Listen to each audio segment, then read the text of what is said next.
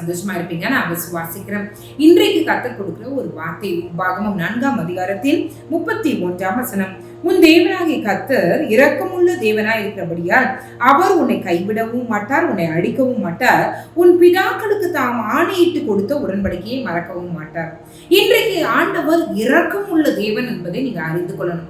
நிறைய பேர் என்ன சொல்லுவாங்க, ஐயோ நம்ம தப்பு செஞ்சுட்டோம், அவ்வளவுதான், நம்மளை தண்டிச்சிருவாரு, நம்மளை ஒதுக்கிடுவாரு, நம்ம கிட்ட இருக்கிற ஆசீர்வாதத்தை எல்லாம் பிடிங்கிடுவாரு. தவறான உபதேசங்களை கேட்டுட்டு உட்கார்ந்துருக்கிறோம், கர்த்தர் இடத்துல நெருங்காமே உட்கார்ந்துருக்கிறோம். இன்றைக்கு கர்த்தர் சொல்றாரு, அவர் இரக்கமுள்ள தேவன், அவர் எரிச்சல் உள்ள தேவன், அவர் கோபமான தேவன் தான். ஆனா இன்றைக்கு ஆண்டவர் நமக்கு ஒரு கரெக்ஷன் அவர் பண்றாரு. என்ன சொல்றாருன்னா, அவர் இரக்கமுள்ள தேவனா இருக்கிறபடியால் அவர் உன்னை கைவிடவும் மாட்டார், அவர் உன்னை அழிக்கவும் மாட்டார். அவர் இரக்கமுள்ள தேவன்.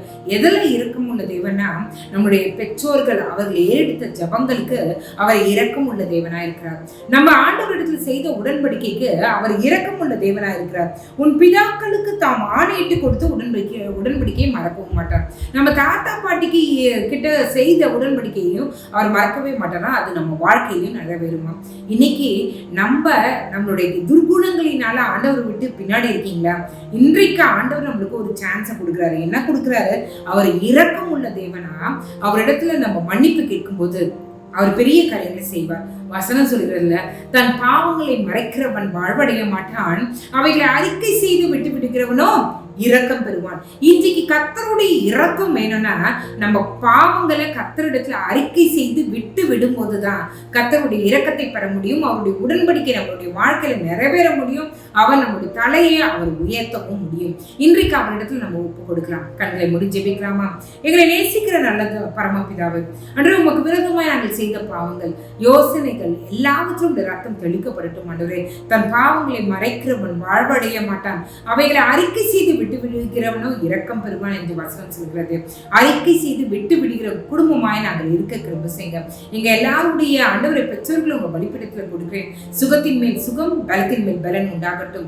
ஆண்டவரே, இந்த நேரத்தில் ஆண்டவரை நாங்க எல்லாரும் இணைந்து ஜெபிக்கிறோம். ஆண்டவரே, என் கர்த்தர் வாக்கு மாறாதவர், நீர் பொய்யுரையாத தேவன், நீர் பெரியவர், நீர் ஆண்டவரே சிறந்தவர். ஆண்டவரே, இன்றைக்கு ஆண்டவரே நீர் ஆண்டவரே எங்களுடைய இருதயத்தில் இருக்கிற கசப்புகள் எல்லாவற்றையும் எடுத்து போட்டு ஆண்டவரே உம்மிடத்துல இரக்கம் பெற்றுக்கொள்ளத்தக்கதா திராணி உள்ளவர்களாய் நீர் எங்களை மாற்றுங்க.